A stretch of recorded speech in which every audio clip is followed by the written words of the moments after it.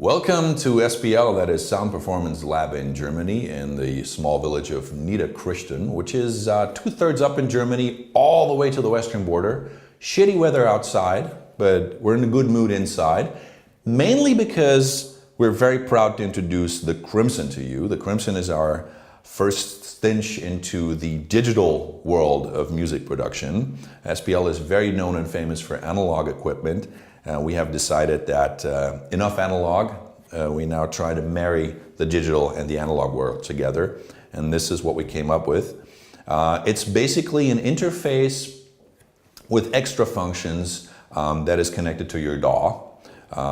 It is meant to be the centerpiece of your project studio, post-production studio, semi-professional studio, basically meant to be the workhorse of your studio. It is divided into three main segments. We have the preamp segment, we have a controller segment where you can address different inputs and outputs, and we have a headphone amplifier segment. In order to facilitate and explain more what this thing can do, I'd rather turn it around for a second and show you the inputs and the outputs of the device. First of all, we've got the two XLRs for microphone inputs. Of course, the microphone inputs have a 48 volt phantom power and a high pass filter and a gain control, just as much as the instrument gains, the instrument line-ins have gain control. We have 4 jack instrument ins or line-ins. And then we have a section that we're very proud of, which is called the sources section. We have decided to build this device in such a way that it can also be used as a standalone version. So if you don't hook it up to your USB port, you can still use it. And you can, for example, insert a mini jack, a stereo mini jack from your iPod, feed some music into it, and then hook a microphone and maybe a guitar to it and play along and create a rehearsal situation, training situation, a pre-production meeting situation where the computer is not ready yet, but you already want to hear what it's going to sound like. And you can do that easily. There's 2 jacks, 2-inch and 1 stereo mini jack.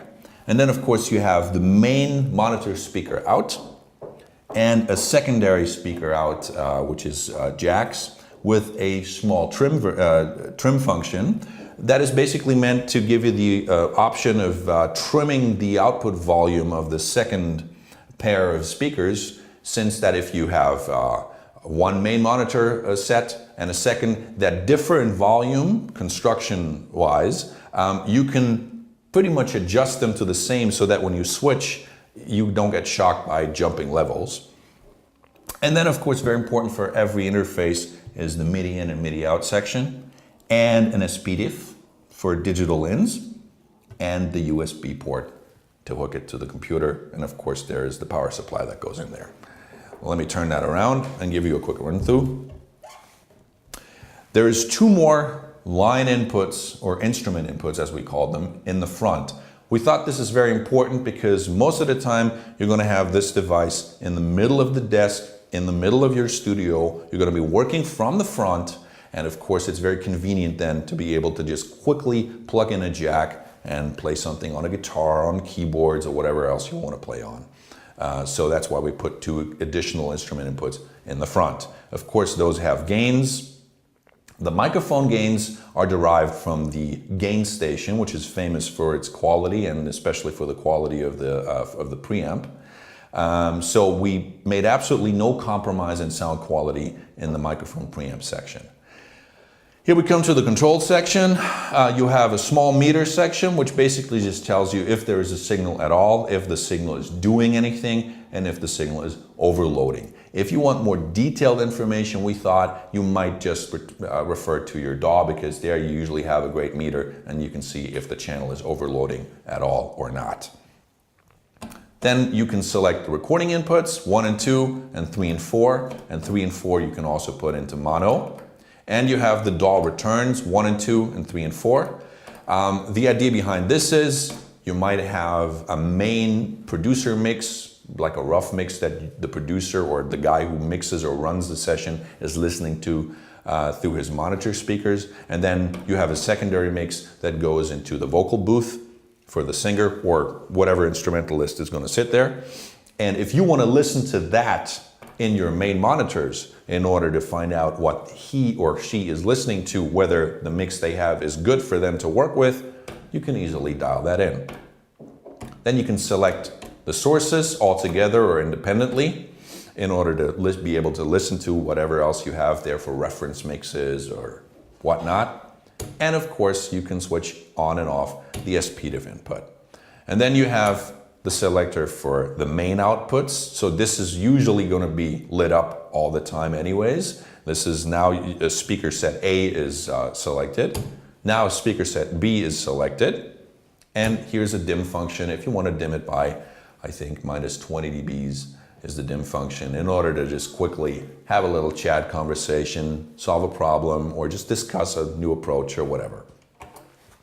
Then you have two headphone jacks. Very important because most of the time, especially in the kind of studio situation that we're aiming for, 2 or more people are going to be sitting there. But if it's 2 people, which is usually you and a customer or a friend, you can have 2 separate headphone outputs. It's going to be the same mix, but with separate volume controls. So if you want to listen real loud and your customer wants to listen real low, that is not a problem. And then you can mix seamlessly between listening to the direct inputs, which is latency free, and your DAW return, which is going to have a little bit of latency depending on what DAW and what settings you're using, and a huge volume control for the output volume of the music.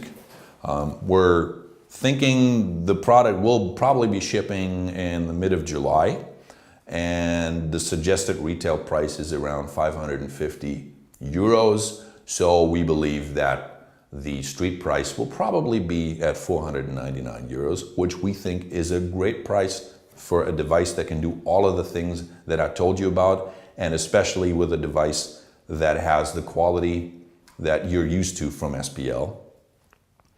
So we're very excited about it. We're very proud of it. We have tested it. We've listened to it. We love it. We hope you do too, but we're very convinced that you will. So I'm suggesting as soon as it ships, just go to the retailer of your, or the shop of your trust, check it out, get yourself one, and have a lot of fun making music. Thanks for watching, and have a good day.